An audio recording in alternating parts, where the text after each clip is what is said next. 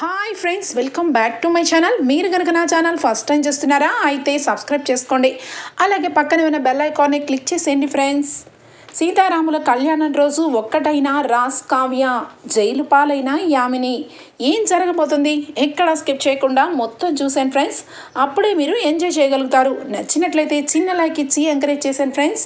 ఇక ఎపిసోడ్లోకి అయితే వెళ్ళిపోదాం. ఈ ఎపిసోడ్ స్టార్ట్ అవగానే మొత్తానికైతే రాముల వారి కళ్యాణం జరిపించడం కోసం దుగ్గిరాల ఇల్లు ఇక అందరూ రెడీ అయిపోయి రాముడికి ఇక కళ్యాణం జరిపించడం కోసం పీటల మీద కూర్చుంటారు. ఇక కావ్య కూడా నా భర్తని తీసుకొని వస్తాను అని చెప్పి ఇక బయటకు రాగానే అందరూ కూడా షాక్ అయిపోతూ చూస్తూ ఉంటారు. కావ్య రాజుని తీసుకొని వస్తుందా అని చెప్పి అపర్ణ మనసులో దండం పెట్టుకుంటూ ఉంటుంది. రామయ్య తండ్రి, నిజానికి నా కోడలు ఎందుకని అంటుందో నాకు తెలియదు. నా కొడుకు మాత్రం ఖచ్చితంగా ఈరోజు నా కంటబడేలాగా చెయ్యి తండ్రి, నిన్నే కోరుకున్నాను నేను అని చెప్పి మనసులో అనుకుంటూనే కావ్య ఎవరిని తీసుకుని వస్తుంది అబ్బా అని చెప్పి అనుకుంటూ ఉండగా ఒక్కసారిగా కావ్య రాజ్ ఫోటోని పెద్ద ఫ్రేమ్ని ఇక చేత్తో పట్టుకొని వస్తూ ఉంటుంది. అందరూ చూసి అలానే చూసి ఉండిపోతూ ఉంటారు. ఇక యామిని ఒక పక్క రాజ్ ఫ్యామిలీ కూడా రాజ్ యామిని ఇక నడుచుకుంటూ వస్తూ ఉంటారు. ఇక వెంటనే రుద్రాణి అయితే రాజుని తీసుకొని వస్తానని చెప్పి ఫోటోని తీసుకొని వచ్చావేంటి, అంటే నీ ఉద్దేశం ఏంటి, ఫోటోతోనే కళ్యాణం జరిపిస్తావా అనగానే ఎందుకు జరిపించకూడదు, కళ్యాణం జరిపిస్తాను.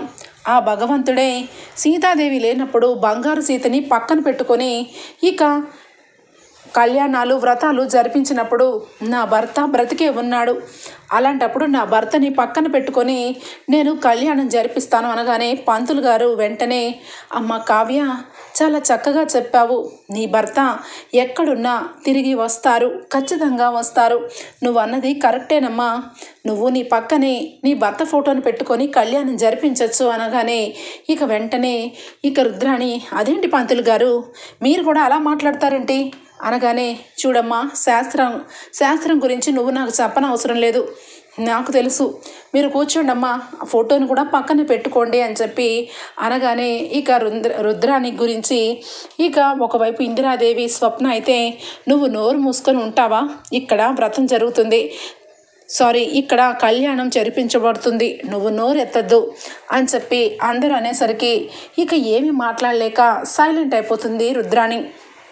ఇక ఇంతలోనే యామిని రాజ్ ఇక యామిని తల్లిదండ్రులు నలుగురు కూడా ఇక గుడిలోకి వస్తారు. గుడిలోకి రావడంతో ఇక వ్రతం అక్కడ సంబంధించిన కళ్యాణ మంత్రాలు వినపడుతూ ఉంటాయి. ఇక మరొక పక్క ఇక యామిని అలాగే రాజ్ ఇక ఫ్యామిలీ వచ్చి అక్కడ గ్రూపులో కూర్చొని ఇక కళ్యాణం చూస్తూ ఉంటారు. ఇక రుద్రాణికి అక్కడ జరిగిన తంతు అస్సలు నచ్చదు. ఏంటో ఈ కావ్య ఏదంటే అది అందరూ తలాడిస్తారు, ఈ రాజ్ ఫోటోని పక్కన పెట్టుకొని జరిపించడం ఏంటో అని చెప్పి ఇక మొత్తానికైతే అక్కడ నడుచుకుంటూ పక్కకు తిరిగి చూస్తుంది. ఒక్కసారిగా షాక్ అయిపోతుంది, ఫీజు ఎగిరిపోతుంది.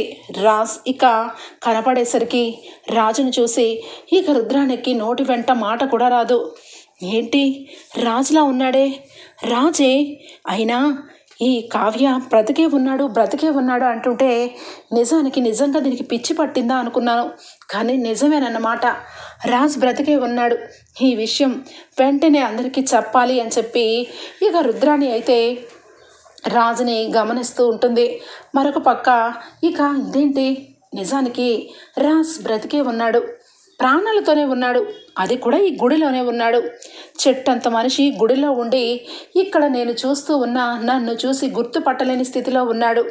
ఆ పక్కన వాళ్ళు కూడా ఏదో రాజుని చాలా క్లోజ్గా ఉన్నారే, ఎందుకైనా మంచిది ఒక 10 నిమిషాలు అబ్జర్వ్ చేసినాకే ఇంట్లో చెప్పాలి అని చెప్పి ఇక చూస్తూ ఉండగా ఇక యామిని అయితే, బావా ఇదిగో అక్షింతలు, ఇవి కళ్యాణం జరిగినాక దేవుడికి వేసి మనం పెట్టుకోవాలి, మన నెత్తి మీద వేసుకోవాలి బావా అని చెప్పి అంటుంటే, అల్లుడు గారు ఇక ఈ కళ్యాణం జరిపిస్తుంటే చాలా సంతోషంగా ఉంది అల్లుడు గారు అని చెప్పి వాళ్ళ మాటలు కూడా వింటుంది. అంటే ఇప్పుడు రాజ్ వీళ్ళ అల్లుడు గారు అన్నమాట. పాపం రాజ్కి యాక్సిడెంట్ అయింది కదా, అందువల్ల గతం మొత్తం మర్చిపోయినట్టున్నాడు, అందుకే నేను వీళ్ళతో పాటు కూర్చుని ఉన్నాడు, కనీసం నన్ను గుర్తు కూడా పట్టట్లేదు.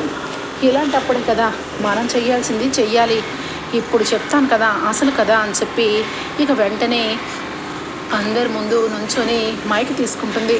రుద్రాణి అలా మైక్ తీసుకొని ఇక మాట్లాడుతూ ఉంటే ఇంట్లో అందరూ కూడా షాక్ అయిపోతూ ఉంటారు. రుద్రాణి ఏం చేస్తున్నావు అనగానే, అమ్మా ఏం చేస్తున్నానని అంటావేంటమ్మా, ఈరోజు రాజుని నేను చూశాను అని చెప్పి అంటుంది. ఒక్కసారిగా ఇక కావ్య కంగారు పడుతూ ఉంటుంది.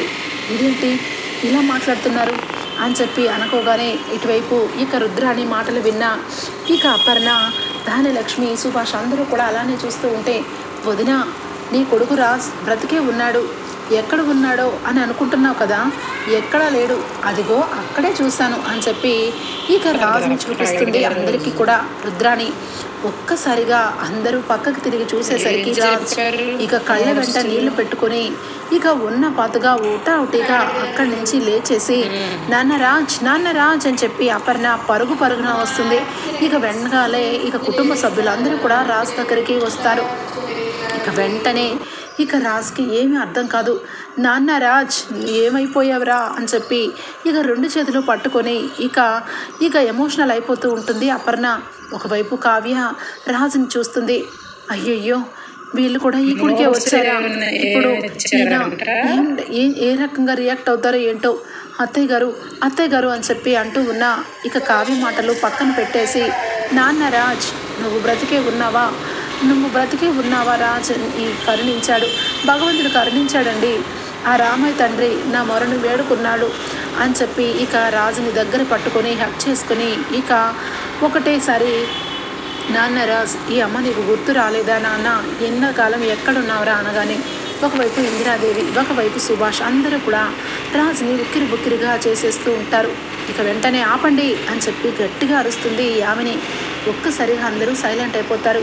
ఏంటి అసలు మీరందరూ ఎవరు, మా బావని పట్టుకొని నాన్న రాజు అని చెప్పి ఎందుకు హడావుడి చేస్తున్నారు, ఆయన మా బావ, నాకు కాబోయే భర్త, అసలు మీరెవరు అనగానే ఒక్కసారిగా అందరూ కూడా అలానే చూస్తూ ఉండిపోతారు.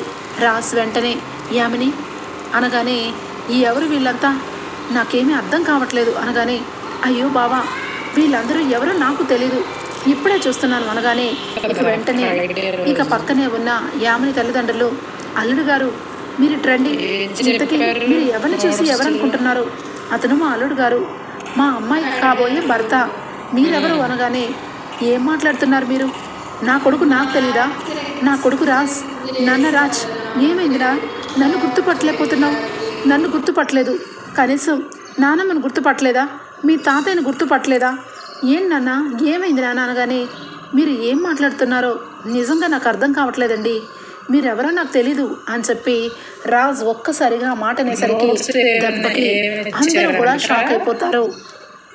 ఇక వెంటనే, లేదు నాన్న నేను నాన్న అని చెప్పి ఇక అపర్ణ అంటూ ఒకవైపు ఏడుస్తూ ఉంటుంది. ఇక వెంటనే కళ్యాణ్ వచ్చి, అన్నయ్య ఏమైంది అన్నయ్య నీకు, నువ్వు మా రాజు అన్నయ్యవే కదా, ఏంటన్నయ్య మేమెవరూ తెలియనట్టు మాట్లాడుతున్నావు అని చెప్పి ఇక కళ్యాణ్ ఒకవైపు నుంచి, ధాన్యలక్ష్మి అదేంటి రాజ్ మేమెవరం కూడా నీకు తెలీదా, అసలు నువ్వెవరు అనగానే, ఆయన్ని అడగడం ఏంటి, ఆయనకి మీరెవరో నిజంగానే తెలీదు, ఎందుకంటే ఆయన పేరు రాజ్ కాదు కాబట్టి, ఆయన పేరు రామ్. ఏంటి బావా ఏంటి వీళ్ళందరూ కూడా నిన్ను డిస్టర్బెన్స్ చేస్తున్నారు కదూ, సరే బావా పద బావా ఇక్కడి నుంచి వెళ్ళిపోదాం అనగానే ఇక వెంటనే ఎక్కడికి వెళ్ళేది, ఆగండి అని చెప్పి గట్టిగా అరుస్తుంది అప్పు. ఒక్కసారిగా యామిని, ఏంటి మీరెవరు అనగానే, నేనెవరా, నేను పోలీస్ ఆఫీసర్ని అన్నట్టు, ఈయన మీ బావ అంటున్నావు కదా, ఈయన మీ బావ అయితే ఇక మా బావలాగా ఎందుకున్నాడు అని చెప్పానగానే, అదేంటి మీరు అలా ఎలా మాట్లాడతారు, ఆయన అక్షరాల మా మేనల్లుడు, చిన్నప్పటి నుంచి ఈ చేతులతో పెంచి పెద్ద చేశాను, ఆయన పట్టుకొని మీ ఇంటి అబ్బాయిని ఎలా అంటారు, మా అమ్మాయి యామినితో అతనికి నిశ్చితార్థం కూడా అయ్యింది అనగానే రాజ్కి ఏమీ అర్థం కాదు. ఏంటి అల్లుడు గారు వీళ్ళంటి వాళ్ళు ఇలానే మాట్లాడతారు, అందులో మనం భయపడాల్సిన అవసరమే లేదు, పదండి ఎవరినో చూసి ఎవరో ఏదో అనుకుంటున్నారు అని చెప్పి మెల్లగా అక్కడి నుంచి ఇక బయటకు వెళ్ళిపోబోతూ ఉంటే ఒక్కసారిగా అప్పు అయితే, ఆయన రాజ్ కాదు రామ్ అనడానికి మీ దగ్గర ఏమన్నా ప్రూఫ్స్ ఉన్నాయా అని చెప్పి అడుగుతుంది. వెంటనే రాజ్ అయితే ఇక అలానే ఏమీ అర్థం కాదు రాజ్కి, అపర్ణ ఏడుపు, సుభాష్ మొహం, ఇక తాతయ్య గారు నానమ్మ మొహం చూస్తూ అతనికి ఏమీ అర్థం కాదు. ఒక రకంగా అయిపోతూ ఉంటుంది. ఇక మైండ్లో రకరకాల ఆలోచనలు వస్తూ ఇక ఏమీ మాట్లాడలేని పరిస్థితి రాజు అయితే అయిపోతూ ఉంటుంది. ఇక వెంటనే ఏంటి ఆయన పేరు రాజ్ కాదు రామ్ అని చెప్తున్నా మీరు పట్టించుకోవట్లేదు అని చెప్పి ఇక వెంటనే ఇక రాజుకు సంబంధించి కొన్ని డూప్లికేటివి ఇక తయారు చేసుకొని పెట్టుకుని ఉంటుంది కదా, అవన్నీ కూడా తీసి ఇదిగోండి మా బావ డ్రైవింగ్ లైసెన్సు, అలాగే మా బావ నాకు పెళ్లి చేసుకోబోయాలని ఎంగేజ్మెంట్ అయిన ఫోటో 6 months బ్యాక్ అది కూడా అయ్యింది. ఇవన్నీ కూడా మీకు చూపించాల్సిన అవసరం అస్సలు లేదు. కానీ మీరందరూ కూడా ఎవరో రాజు గురించి మా బావని కన్ఫ్యూజ్ చేస్తున్నారని చూపిస్తున్నాను.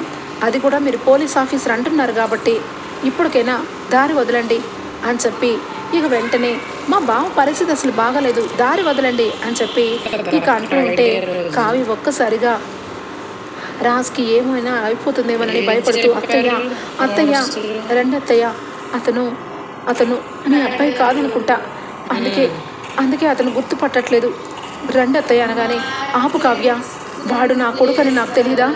ఒక తల్లిగా వాడు నా కొడుకే, వాడి పేరు ఏదైనా కూడా వాడు నా కొడుకు రాజే.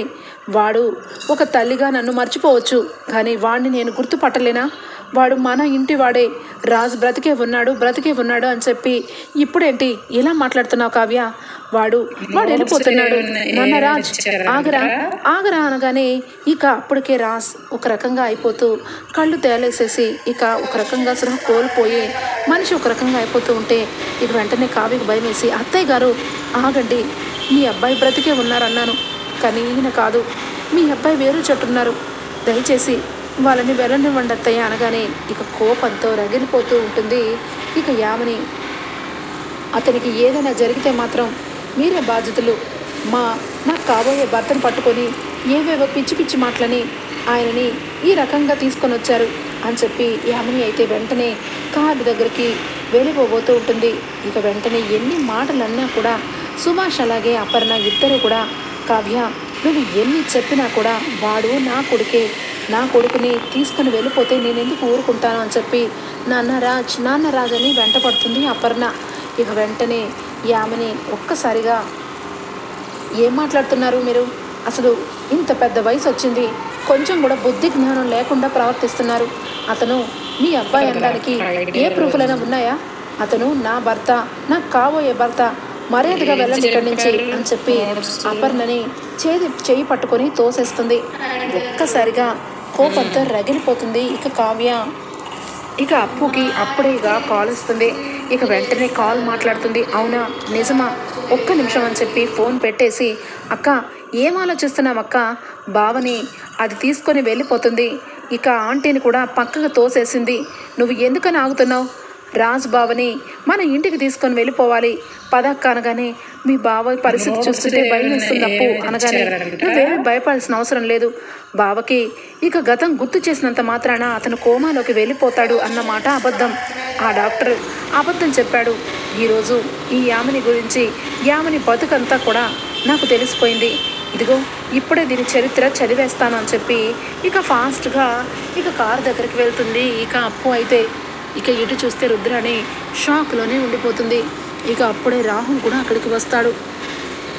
మమ్మీ ఈ విషయం నీకు చెప్పాలని నేను ఇప్పుడే వస్తున్నాను, ఇంతలోనే ఈ గొడవ జరిగిపోతుంది, రాజ్ బ్రతికే ఉన్నాడు మమ్మీ అనగానే, ఒరే ఈడియట్, మొత్తం జరిగినాక ఇప్పుడు చెప్పేది ఏముందిరా, రాజు అందరి కంటి ముందుకు కనబడ్డాడు, నా కళ్ళతో చూసి నా నోటితోనే చెప్పాను, ఎందుకో తెలుసా, ఖచ్చితంగా వాడికి ఇక గతం గుర్తులేదని నాకు అర్థమైంది, వాడు గతం గుర్తు చేసుకొని ఇక ఏదైనా అయిపోతాడేమో కళ్ళారా చూద్దామని నేను చూపించాను, ఎందుకంటే ఈ కావ్యకి ఈ రాజ్ బ్రతికే ఉన్నాడన్న విషయం తెలిసి కూడా ఇంట్లో ఎవరికి చెప్పలేదంటే ఏదో వీడికి ప్రాబ్లం ఉండి ఉంటుందని పసిగట్టాను, ఇక వాడి కళ్ళ ముందే చూడు ఎలా అయిపోతున్నాడో, వాడు చచ్చిపోతే నాకు హ్యాపీగా ఉంటుంది, రాజ్కి గతం గుర్తు చేసే ప్రయత్నంలో రాజ్ ప్రాణాలు కోల్పోతే ఈ కావ్య ఇక జీవితాంతం ఒంటరి పక్షిలాగా అయిపోతుంది అని చెప్పి రుద్రాని ఇక వెంటనే కావ్య అలాగే అప్పు వీళ్ళందరూ కూడా ఇక యామిని కారు దగ్గరికి వెళ్తారు.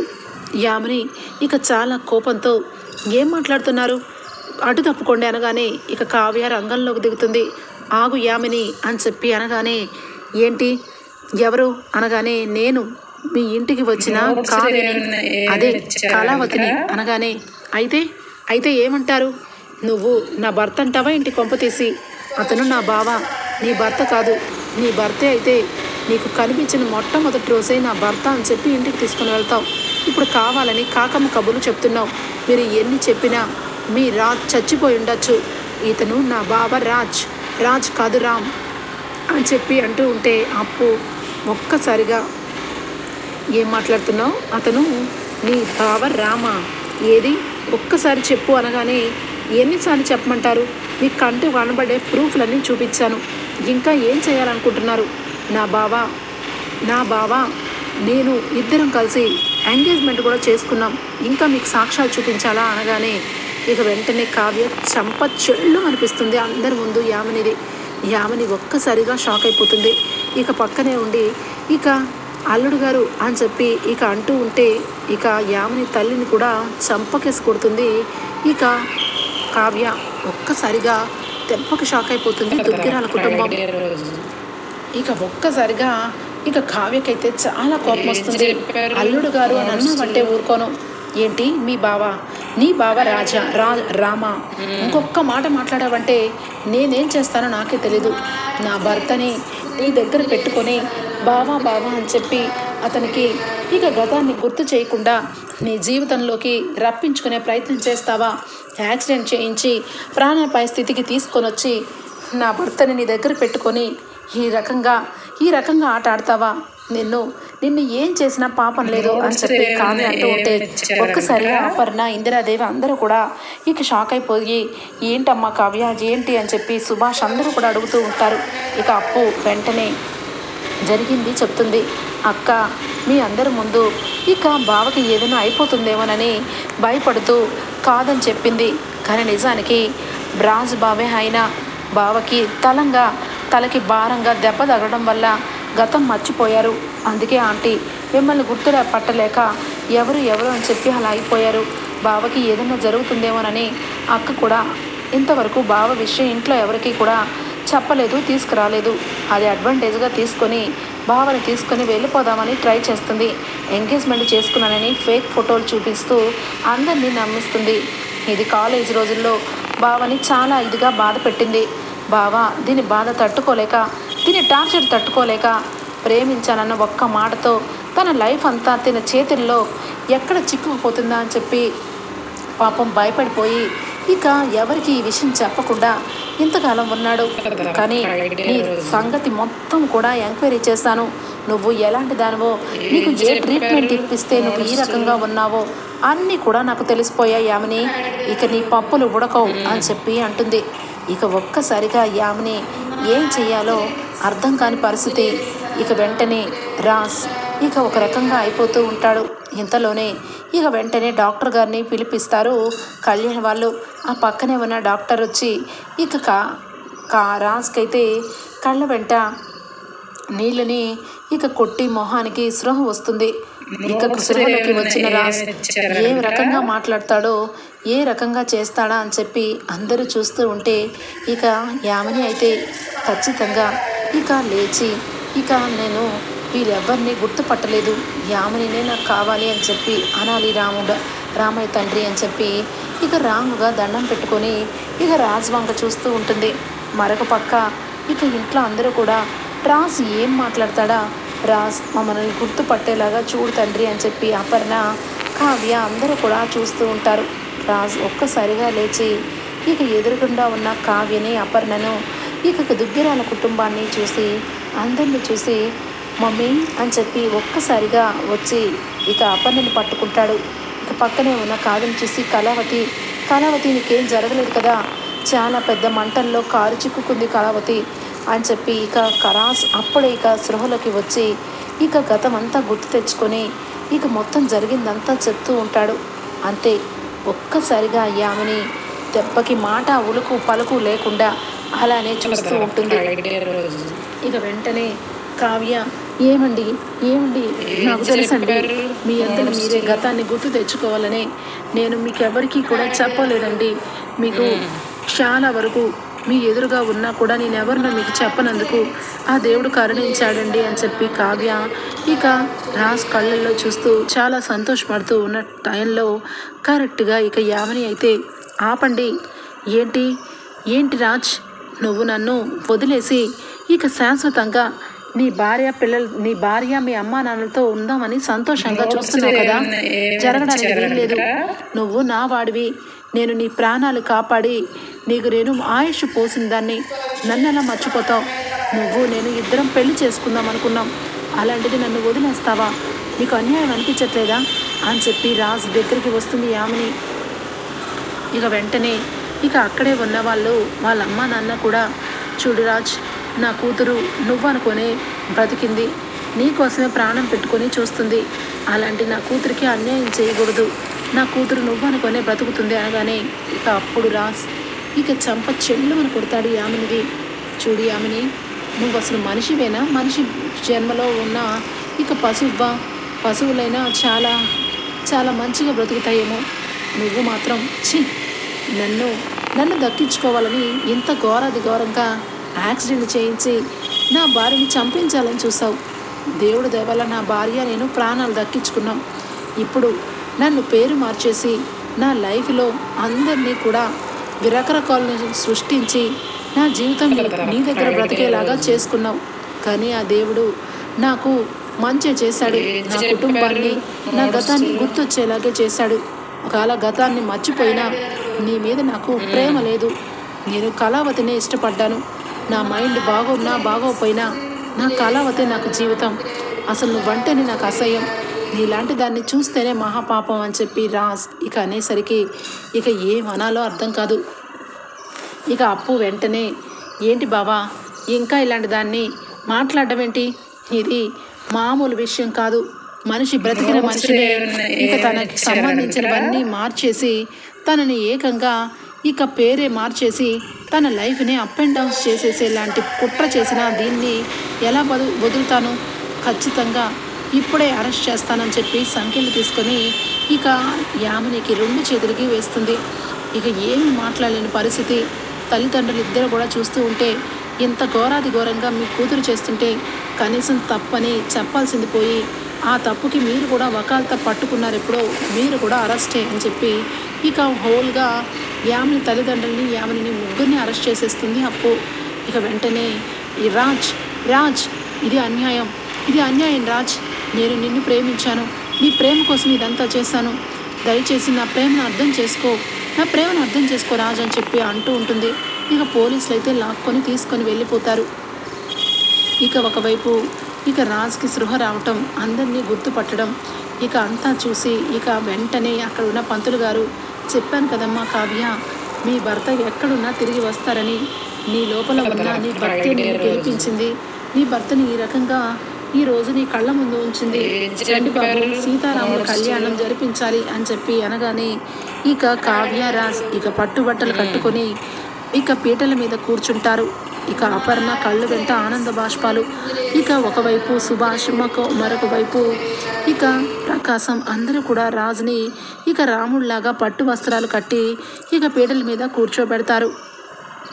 ఇక లోపల చాలా ఆనందంతో అపర్ణ, నా కొడుకు నా కోడలను కళ్ళ ముందు ఈరోజు కళ్యాణం జరిపించేలాగా చేసావు తండ్రి, నిజంగా నువ్వు ఉన్నావు. ఈరోజు శ్రీరామనవమి, ఈ పండగ రోజు నా కొడుకుని నా కళ్ళకు కనబడేలా చేసావు తండ్రి అని చెప్పి ఇక ఇంట్లో అందరూ దుగ్గిరాల కుటుంబం అంతా కూడా సంతోషపడుతూ ఇక కావ్యకి అలాగే రాజ్ ఇద్దరు పీటల మీద కూర్చొని ఇక కళ్యాణం అయితే జరిపిస్తారు. ఇక రుద్రానికైతే ఏమి మాట్లాడాలో అర్థం కాదు. ఇంత ఘోరంగా ఈ రకంగా రాజ్ బ్రతికే ఉండి చివరాఖరికి ఈ గుళ్ళోనే ఆ భగవంతుడు అందరికీ దగ్గర చేసేశాడు. రాజ్ కావ్య హ్యాపీగా ఇక ఒక్కటైపోయారు. ఏం చెయ్యాలి అని చెప్పి ఇక అయోమయంలో పడిపోతుంది రుద్రాణి. ఇక మొత్తానికైతే రాజ్ అలాగే కావ్య ఇద్దరు కళ్యాణం జరిపించి దుగ్గిరాల ఇంటికి అడుగు పెడతారు. ఇక వెంటనే అపర్ణ అయితే, మీ ఇద్దరు చల్లగా ఉండాలి, 10 కాలాల పాటు ఎప్పుడూ కూడా మీరు సంతోషంగా ఉండాలి, ఏ నరదిష్టి ఏ నరఘోష పడకుండా మీ ఇద్దరు కూడా చక్కగా ఇలాగే జీవితాంతం నా కొడుకు సంతోషంగా ఉండాలి అని చెప్పి హారతి పళ్ళెంతో హారతి ఇచ్చి మరీ లోపలికి పిలిపిస్తుంది రాజ్ కావ్యని. రాజ్ ఇక గతమంతా గుర్తు తెచ్చుకొని ఇక కావ్యని చాలా ప్రేమగా చూస్తూ ఉంటాడు. ఇక ఇంట్లో అడుగుపెట్టిన రాజ్ రాగతో దుగ్గిరాల కుటుంబం సంతోషంతో ఇక పొంగిపోతూ ఉంటుంది. కావ్య ఇక ఏమండి ఏమండి అని చెప్పి ఇక రాజ్ దగ్గరికి రాగానే వెంటనే రాజ్ అయితే గట్టిగా పట్టుకుంటాడు. ఇక కళావతి, నువ్వు గనక లేకపోతే ఈరోజు నేను లేను. నిజానికి నీ ప్రేమే నన్ను బ్రతికించింది, నీ ప్రేమే నన్ను కలిపింది. నా ప్రాణాల కోసం నేను కళ్ళ ముందు నీకు కనపడుతూ వేరొక అమ్మాయిని పెళ్లి చేసుకోబోతున్నానని తెలిసి కూడా ఈ విషయం ఎవరికి చెప్పకుండా నా ప్రాణాల కోసం నువ్వు ఎంతగా తప్పించిపోయావు కళావతి. నిజంగా నీలాంటి భార్య నాకు దొరకడం చాలా సంతోషం. నువ్వు నాకు ఎప్పుడూ తోడు నీడగా నా పక్కనే ఉండాలి అని చెప్పి కావ్యని ఇక అంటూ ఉంటాడు. ఇంతలోనే కావ్య ఒక్కసారిగా రాజ్ మాట్లాడుతూ ఉంటే కావ్య మాత్రం మెల్లమెల్లగా ఇక కిందకి జారిపోయి పడిపోతుంది. ఒక్కసారిగా కళావతి అని చెప్పి రాజ్ భయపడిపోతాడు. ఇక ఇంట్లో అందరూ కూడా కావ్య పరిస్థితిని చూసి ఒక్కసారిగా అందరూ కావ్యని దగ్గరికి వచ్చి చూస్తారు. కావ్య కళ్ళు తెరవదు, ఎంత కళ్ళు తెరచినా కూడా కళ్ళు తెరవదు. ఇక వెంటనే రాజ్ భయపడిపోతూ ఉంటే ఇంతలోనే ఇక డాక్టర్ని పిలిపిస్తారు దుగ్గిరాల కుటుంబం అయితే. ఇక కావ్యకి వచ్చి ఇక పరీక్ష చేసి కావ్య కడుపుతో ఉండి ఇక తన తల్లి కాబోతుందన్న నిజాన్ని అయితే డాక్టర్ చెప్తారు. అందరూ కూడా సంతోషపడతారు. రాజ్ చాలా పొంగిపోతాడు. ఈరోజు నాకు చాలా సంతోషంగా ఉంది మమ్మీ, ఈరోజే నేను పుట్టినట్టు అనిపిస్తుంది అనగానే నా కొడుకు ఇంకా నా చేతుల్లో పెరిగింది నాకు గుర్తుగా ఉంది. అలాంటిది నా కొడుకు ఈరోజు తండ్రి కాబోతున్నాడు అని చెప్పి అపర్ణ అయితే సంతోషపడిపోతూ ఇక శాంత ఈరోజు స్వీట్లు చెయ్యి, 5 రకాల స్వీట్లు చెయ్యి, అందరికీ పంచాలి అని చెప్పి ఇక హడావుడి చేసేస్తూ ఉంటుంది. ఇక అపర్ణ అయితే ఇలా దుగ్గిరాల కుటుంబం ఆనందంతో ఇక చాలా సంతోషంగా ఉంటుంది సీతారామ కళ్యాణం రోజు. ఇక మొత్తానికైతే ఎపిసోడ్ అయితే ఇంతటితో ఇక క్లోజ్ అవుతుంది. ఇక నెక్స్ట్ ఎపిసోడ్స్లో ఇక యామిని రుద్రాని కలిసి ఏమేమి కుట్రలు చేయబోతున్నారు, ఆ కుట్రల్ని ఏ రకంగా కావ్య ఎదుర్కోబోతుంది, దాన్ని ఎలా తిప్పికొట్టబోతుంది అన్నది రాబోయే ఎపిసోడ్స్లో జరగబోతాయి ఫ్రెండ్స్. మీకు కనుక నచ్చినట్లయితే ఒక లైక్ ఇచ్చేయండి friends. Bye, take care, thank you for watching.